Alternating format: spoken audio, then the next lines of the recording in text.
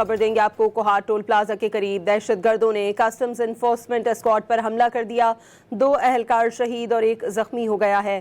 دہشت گردوں نے حملے کے بعد سرکاری انفورسمنٹ گاڑی کو آگ لگا دی ہے۔ اس بارے میں مزید جانتے ہیں ڈان نیوز کے رپورٹر طاہر شیرانی سے۔ طاہر، اپڈیٹ کیجیے گا۔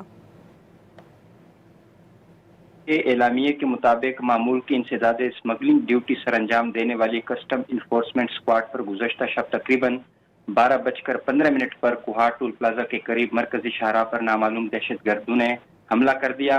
حملے کے دوران پاکستان کسٹمز کے سپاہی جاوید احمد اور محکمہ ایکسائز کے اسسٹنٹ سب انسپکٹر ساجد الاسلام وطن عزیز کی خدمت اور قومی مفادات کے تحفظ کے مقدس فریضے کی ادائیگی کے دوران جامع شہادت نوش کر گئے ہیں، اور حملے میں پاکستان کسٹمز کا 1 اور سپاہی زخمی ہوا جو اس وقت زیر علاج ہے۔ اعلامیے میں کہا گیا ہے کہ حملہ آور فرار ہونے سے قبل سرکاری انفورسمنٹ گاڑی کو بھی آگ لگا کر موقع سے فرار ہو گئے۔ قانون نافذ کرنے والے اداروں نے ملزمان کی گرفتاری کے لیے سرچ اور تفتیشی جو کارروائی ہے اس کا آغاز کر دیا ہے۔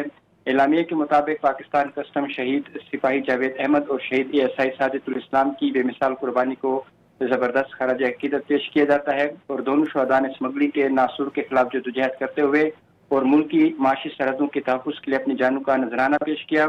اعلامیے کے مطابق پاکستان کسٹمز اس عزم کا اعادہ کرتا ہے کہ اسمگلنگ، دہشت گردی اور دیگر جرائم کے خلاف اس کی جدوجہد پوری قوت اور عزم کے ساتھ جاری رہے گی۔ کسٹمز اعلامیے کے مطابق یہ کہا گیا ہے کہ جو اظہار وطن کی معاشی سلامتی ہے اور اس کے ساتھ ساتھ جو قانون کی بالادستی کے تحفظ ہے اس کے حوالے سے پاکستان کسٹمز کو مزید اس حوالے سے مضبوط بنایا جائے گا، اور پاکستان کسٹمز کے حوصلے ہیں وہ پست نہیں ہوں گے۔ جی بہت شکریہ طاہر شیرانی۔